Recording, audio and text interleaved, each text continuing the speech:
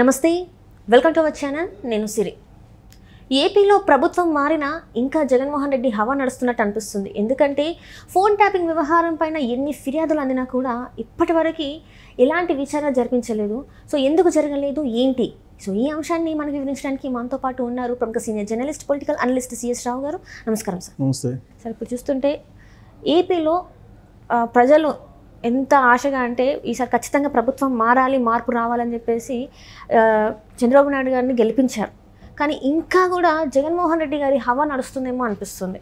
Why? Because ఈ phone tapping వ్యవహారం ఇక్కడ తెలంగాణలో చూసాం, తర్వాత ఆంధ్రాలో కూడా వినిపించింది, మా ఫోన్లు ట్యాప్ అవుతున్నాయి అని చెప్పేసి ఎంతమంది ఫిర్యాదు చేసినా కూడా ఇంతవరకు ఎందుకు విచారణ జరగలేదు? అంటే స్టిల్ ఇంకా ఫోన్ ట్యాపింగ్ జరుగుతుందన్నట్టేనా? అంటే తాడేపల్లి ప్యాలెస్ కేంద్రంగా చేసుకొని జగన్మోహన్ రెడ్డి గారు ఇంకా ఫోన్ ట్యాపింగ్ చేస్తున్నారా? ఇప్పుడు ఒకటేంటంటే ఆ ఫోన్ ట్యాపింగ్ జరుగుతుంది అని చెప్పేసి మనం అనటం కాదు.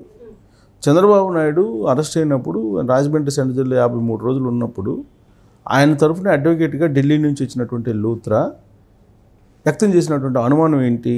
ఆ రోజున ఆయన రిమాండ్కి పంపించినప్పుడు, రిమాండ్ వేసినప్పుడు చంద్రబాబు నాయుడుకి అక్కడ ఉండేటువంటి పోలీస్ ఆఫీసర్ మొత్తం కాల్ డేటా మొత్తం కావాలని చెప్పి జడ్జి దగ్గరే ఆయన కోరాడు. ఇక్కడ ఏదో జరుగుతుంది, నాకు అందరి కాల్ డేటాలు కావాలి, ఫోన్ ట్యాపింగ్లు జరుగుతున్నాయి, లేదంటే ఎవరికి ఫోన్ చేశారు ఈ రిమాండ్ విధించేటువంటి సమయంలో అనేది తనకి కావాలని చెప్పేసి ఆయన రిక్వెస్ట్ చేశాడు కోర్టుని. కాల్ డేటా మొత్తాన్ని ఎవరి దగ్గర ఫోన్లు వాడారో ఆడ విజయవాడ కమిషనర్ది కానీ, తర్వాత ఇంటెలిజెన్స్ చీఫ్ ఆయన పిఎస్ఆర్ ఆంజనేయులది కానీ, అరెస్ట్ తీసుకొచ్చినటువంటి ఏపీసీఐడి చీఫ్ సంజయ్ది కానీ, ఈ అందరిది నాకు కాల్ డేటా కావాలి, కాల్ డేటా పెడితే అసలు విషయాలు బయటకు వస్తాయి అని చెప్పి లూత్రాని చెప్పాడు. లూత్రా అంటే ఒక పాపులర్ ఆయన అడ్వకేట్, ఎక్స్పర్ట్ లూత్రా. సో లూత్రాని అనుమానం వ్యక్తం చేశారంటే ఆ రోజున ఫోన్ ట్యాపింగ్లు జరుగుతున్నట్ట జరిగినట్ట? ఫోన్ ట్యాపింగ్లు జరుగుతున్నాయి అని చెప్పేసి వైఎస్ఆర్ కాంగ్రెస్ పార్టీ వాళ్ళే చాలామంది నాకు ఫోన్ చేసి చెప్పిన సందర్భం ఉంది. కొంతమంది వాళ్ళ పేర్లు రివీల్ చేయలేం, కానీ మనం ప్రభుత్వం పడిపోయిన తర్వాత, ప్రభుత్వం ఇప్పుడు ఆల్రెడీ 11 మంది వాళ్ళు పరిమితం అయిన తర్వాత వైఎస్ఆర్ కాంగ్రెస్ పార్టీ నుంచి ఎన్నికల ముందు బయటకు వచ్చినటువంటి వాళ్ళే చెబుతున్నారు. ఇప్పుడు ఇక్బాల్ ఉన్నారు, మాజీ ఎమ్మెల్సీ, ఆయన వైఎస్ఆర్ కాంగ్రెస్ పార్టీలో ఉన్నారు, ఆయన ఆ పార్టీ నుంచి బయటకు వచ్చారు. మొన్న నేను చేసినటువంటి ఇంటర్వ్యూలోనే ఆయన ఏం చెప్పారు క్లియర్గా, ఫోన్ ట్యాపింగ్ జరుగుతున్నాయి, అందుకే మేము ఫోన్లు అసలు ఒకరికొకరు మాట్లాడుకోవడానికి కూడా భయపడిపోయే వాళ్ళమే, అందరు ఫోన్ ట్యాపింగ్లు, అందరి ఫోన్లు ట్యాప్ చేస్తున్నారు అనే ఆ విషయం ఆయనే చెప్పాడు. ఆయన ఐపీఎస్ ఇక్బాల్ ఐపీఎస్ ఆయనే చెప్పాడు. అందుకే మేము జగన్మోహన్ రెడ్డి ముఖ్యమంత్రిగా ఉన్నప్పుడు ఫోన్లు మాట్లాడుకునే వాళ్ళం కాదు, అందరు ఫోన్లు ట్యాపింగ్లో ఉన్నాయి. తర్వాత ప్రభుత్వంలో ఉన్నటువంటి వాళ్ళు, నామినేటెడ్ పోస్టులను అనుభవిస్తున్నటువంటి వాళ్ళు, అప్పట్లో నాకు ఒక 2-3 ఫ్రెండ్స్ ఉన్నారు. వాళ్ళు నేను ఎప్పుడైనా మామూలు కాల్ చేస్తే మామూలు కాల్ వద్దు, వాట్సాప్ కాల్ చేయని చెప్పేవాళ్ళు. ఏమైంది అని అంటే ఫోన్లన్నీ ట్యాప్లో ఉన్నాయి అని చెప్పేవాళ్ళు. అంటే ఫోన్ ట్యాపింగ్ అనేది జరిగింది ఆంధ్రప్రదేశ్లో అనడానికి ఇలాంటి ఉదాహరణలు అనేకం ఉన్నాయి. ఫోన్ ట్యాపులు చేశారని అంటే ఎవరెవరు చేస్తారు? వాళ్ళు ఖచ్చితంగా ప్రతిపక్షంలో ఉండేటువంటి లీడర్స్ చేస్తారు. ఆ రోజున చంద్రబాబు నాయుడుతో, లోకేష్తో, లేదా ఇతరతర అనేక మంది ఫోన్ ట్యాపులు చేసి ఉంటారు. ఎక్కడ దగ్గర ఎందుకు? మాకు సంబంధించినటువంటి దగ్గర రిలేటివ్, మా ఫ్యామిలీ మెంబర్ ఒక పేపర్లో కీ పొజిషన్లో ఉన్నాడు. ఆయన నాతోటి మాట్లాడటానికి కూడా భయపడిపోయాడు. ఫోన్ ట్యాపింగ్లో ఉంది, మామూలు విషయాలు అయితే ఓకే, ఇతర విషయాలు మనం ఫోన్లో వద్దు, కలిసినప్పుడు మాట్లాడుకుందాం అని చెప్పి ఒకరోజు భయం కాదు. ఇప్పుడు ఒకరికొకరు ఫోన్ చేసినప్పుడు రకరకాల ఇష్యూస్ మాట్లాడుకుంటారు. వాళ్ళు ఏం మాట్లాడుతున్నారని చెప్పేసి మూడో చెవి ఉంటుంటే మరి అన్నీ ఫ్రీగా మాట్లాడుకోలేరు కదా ఎవరైనా. ఇప్పుడు ఏమీ లేకపోవచ్చు. రైట్. అంటే ఇప్పుడు నేను అడిగేది ఏంటంటే జగన్మోహన్ రెడ్డి హయాంలో ఎందుకు ఫోన్ ట్యాపింగ్, ఎందుకు వాళ్ళు కరెక్ట్ యాక్షన్స్ తీసుకోలేకుండా ప్రతి ఒక్కరు మీరు ఇట్లా నిఘా పెట్టి వాళ్ళు మాట్లాడుకునేది వినడానికి ఎందుకంత ఉత్సాహం చూపెట్టారు వాళ్ళు? అసలు ఇప్పుడు వాళ్ళందరినీ కంట్రోల్లో తీసుకోవాలి, ఎవరు ఏం చేస్తున్నారో అనేది అర్థం కావాలి.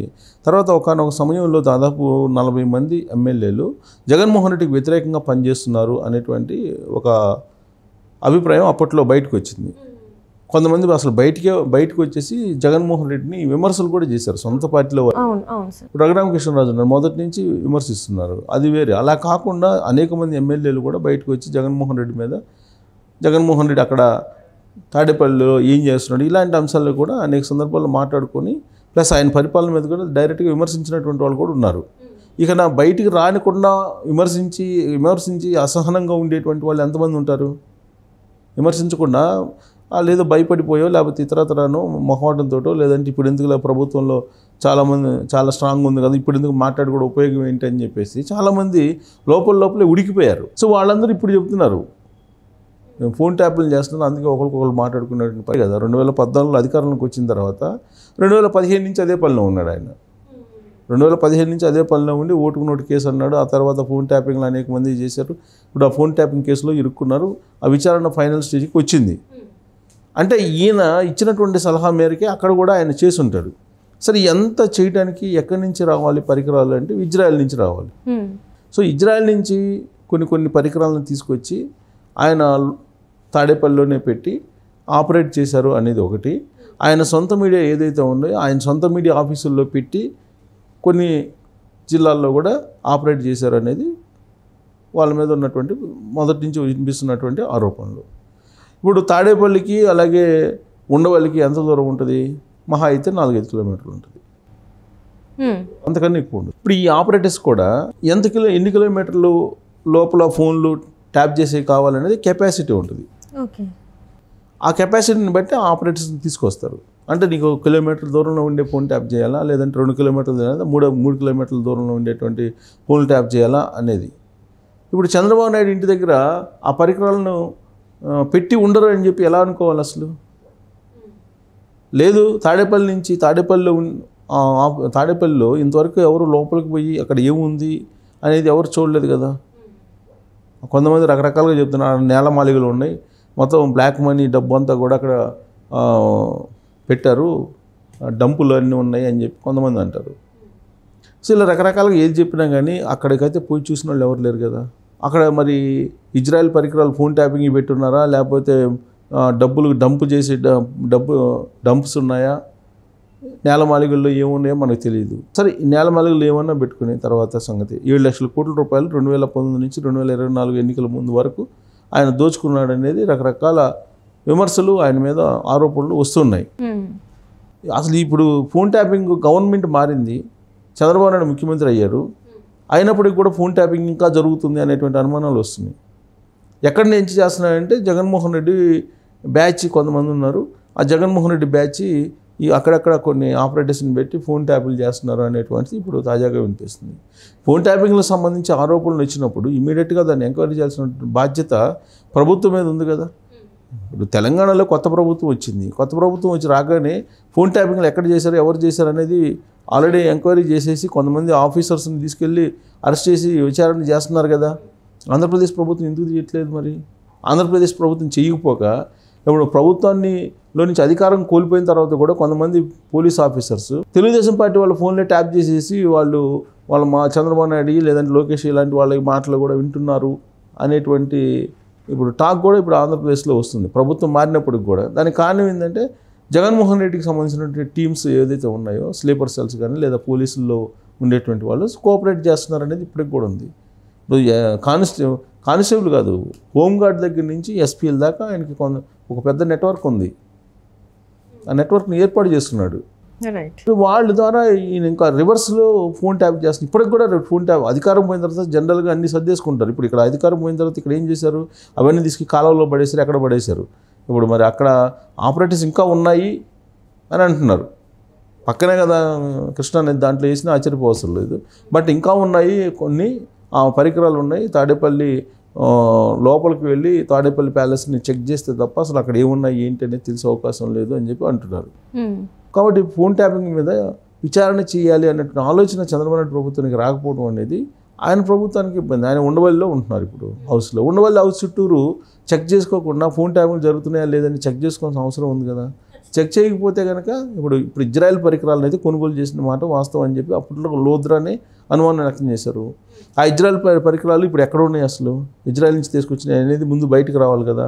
ఎక్కడ పెట్టారు? ఇడుపులపాయలో పెట్టారు, లేకపోతే తాడేపల్లిలో పెట్టారు, లేదంటే బెంగళూరు ప్యాలెస్లో పెట్టొచ్చారు, ఎక్కడ పెట్టొచ్చారు అనేది తేలాలి కదా.